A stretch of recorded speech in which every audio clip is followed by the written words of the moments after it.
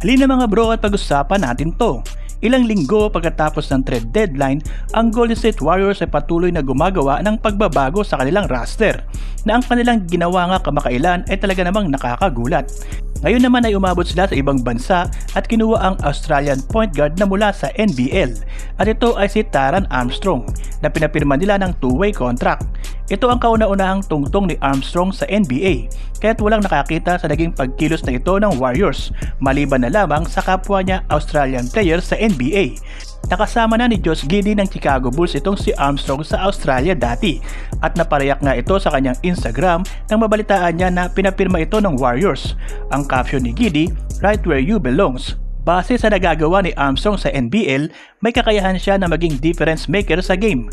Sa season ng 2024-2025 sa NBL, si Armstrong ay nag-average ng 17.1 points, 4.7 assists at 4.6 rebounds, habang may shooting na 46% sa field.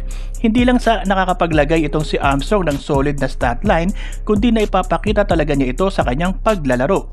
Ang 6'6" na guard ay parang si Giddey rin pagdating sa playmaking, pero ang shot creation niya ay nasa ibang antas. Pero baka mahirapan itong si Armstrong sa paglipat niya mula sa 2 taon na paglalaro sa NBL patungo sa NBA. Kaya't baka siya ay paglaruin muna ng Warriors sa G League. Ano ang masasabi nyo rito? Inaasahan na nga nalilisanin na ni Kevin Durant ng Phoenix Suns sa bakasyon. Sinubukan nga siyang i-trade ng Suns nung trade deadline at ayon sa naibalita, alam daw ni Durant na siya ay iti-trade sa season na ito. Si Durant nga ay isa pa rin sa best scorer ng NBA. Kapag siya ay nasa kanyang game, siya ay unstoppable na puwersa. Ang kaso nga lang, ang pagsasama nila ni Devin Booker at Bradley Beal ay hindi nakaabot sa inaasahan sa kanila. Sa pagtatapos ng season na ito, may 1 taon pa ang matitira sa kontrata ni Durant na nagkakahalaga ng $194 million.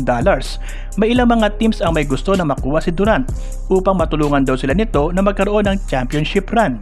Ang tanging magiging problema lamang dito ay hindi magiging mura ang value ni Durant sa trade. Kaya naman ayaw niya na siya nga ay ma-trade sa kalagitnaan ng season. At ang value ngang iyon ang dahilan kung bakit gusto na siyang i-trade ng Phoenix Suns. Gusto raw kasi ng Suns na makakuha ng mga future assets at bubuwagin na nga nila ang binuo nilang big three na hindi naman daw gumana. Maganda nga kung hihintayin na muna nila ang pagsapit ng bakasyon kung saan na ang malaking deal ay mabubuo na kapwa ang mga magkabilang panig ay makikinabang.